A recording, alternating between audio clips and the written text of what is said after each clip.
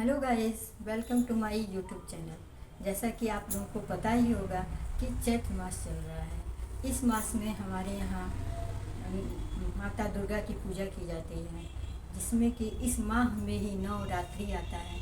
और नवरात्रि में हम 9 दिनों की माता रानी की पूजा कैसे करते हैं, इस बारे में हम आप लोगों से शेयर करेंगे।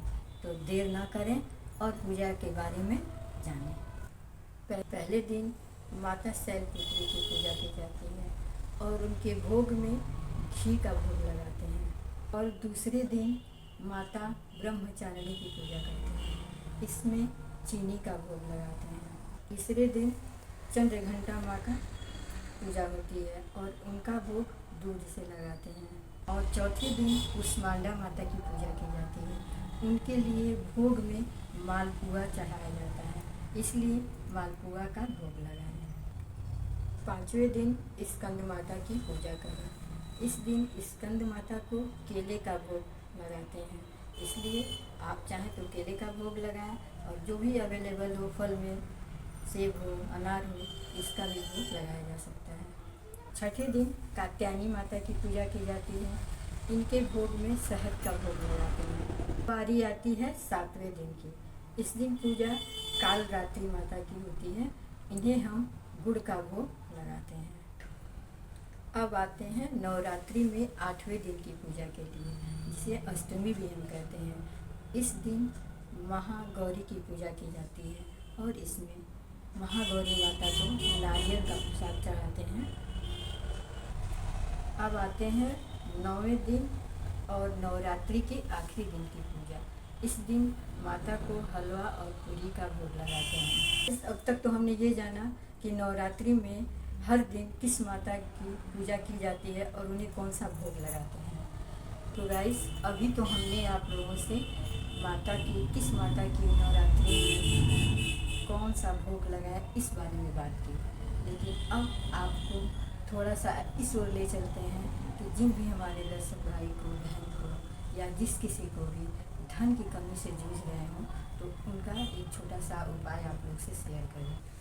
तो मेरे प्यारे दर्शकों, मैं अपना ये अनुभव साझा आप लोगों से कर रही हूँ कि नवरात्रि में की गई पूजा कभी भी असफल नहीं होती है, इसमें ज़रूर आपको लाभ होगा। नवरात्रि में साधारण पूजा तो हर एक परिवार में होता है और सभी लोग करते हैं, लेकिन कुछ पूजा ऐसी होती है जो नियम के अनुसार की जाती है।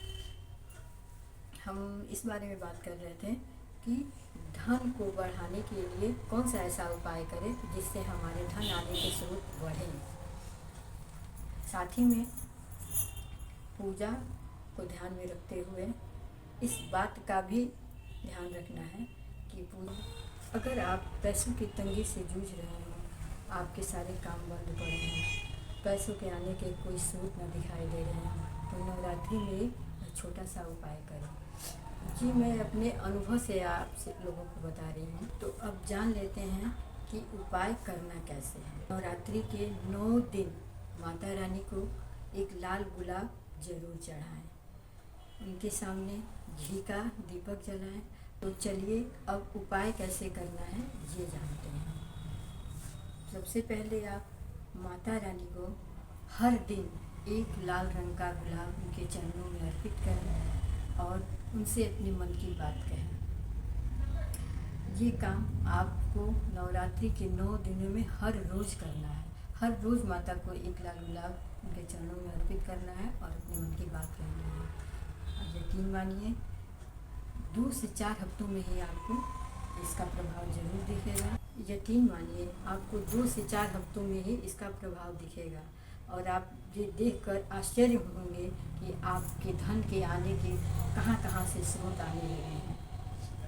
और इस बात का ध्यान जरूर रखें कि ये चढ़ाए हुए गुलाब का फूल आप स्वयं ही इस्तेमाल करें, किसी और को ना दें। आप जहाँ पैसे रखते हैं वहाँ एक बात और है, ये करना तो बिल्कुल ना भूलिएगा। आपने जो माता के चरणों में गुलाब के फूल चढ़ाए हैं, उनमें से एक गुलाब का फूल लेकर आप वहाँ रखिए जहाँ पे आप अपने पैसे रखते हैं। देखिए इसका एक कमाल, माता रानी की कृपा जरूर बरसेगी और आपके धन में इतनी वृद्धि होगी कि आपको इसका अंदाज़ा भी नहीं लगेगा। ये तो हुए धन के बारे में। अब चलते हैं शिक्षा के बारे में बताते हैं। शिक्षा के साथ साथ नौकरी के लिए भी यह उपाय कारगर साबित होगा। इसके लिए आप नवरात्रि में ही माता रानी के पहले दिन की पूजा में ही खील और बतासे चढ़ाएं। जो लोग नौकरी के लिए प्रयास कर रहे हैं या किसी इंटरव्यू में बैठ रहे हैं तो वो ये अवश्य उपाय करें। तो अब चलते हैं अगले उपाय के लिए। अगर आपकी बच्ची का स्वास्थ्य खराब रहता हो, बार बार नज़र लग जाती हो, दवा कराने के बावजूद भी स्वास्थ्य न ठीक रहता हो, तो आप माता के आगे 3 लौंग कपूर के साथ जलाएं और अपने घर के मंदिर में पूजा करें। इससे बच्चे का स्वास्थ्य ठीक रहेगा और घर में सकारात्मक ऊर्जा का प्रवाह होगा और इससे आपके बच्चे के स्वास्थ्य के बारे में इस घर में क्लेश होता हो, झगड़े होते हो, कोर्ट कचहरी का चक्कर लगाना हो और कितना भी करें घर का क्लेश ख़त्म ही ना हो, पति पत्नी में आए दिन झगड़ा होते हो, पिता पुत्र में होता हो, बच्चे कहना ना माने, तो इसके लिए यह उपाय करें। माता रानी को अगर आपके घर में आए दिन क्लेश होते हो, लड़ाई झगड़े होते हो, कोर्ट कचहरी का चक्कर लगाना पड़ रहे, तो इसके लिए माता रानी को सफ़ेद मिठाई का भोग लगाएं और कपूर से आरती करें। इससे घर के लड़ाई झगड़े समाप्त होंगे, कोर्ट कचहरी के चक्कर नहीं लगाने पड़ेंगे, बाकी सब कुछ ठीक हो जाएगा। दोस्तों, अगर आपको ये हमारी वीडियो अच्छी लगे हो तो इसे लाइक करें, शेयर करें और सब्सक्राइब करना तो बिल्कुल भी ना भूलें। तो चलिए मिलते हैं अगले वीडियो में, तब तक के लिए नमस्कार और नवरात्रि की ढेर सारी शुभकामनाएं।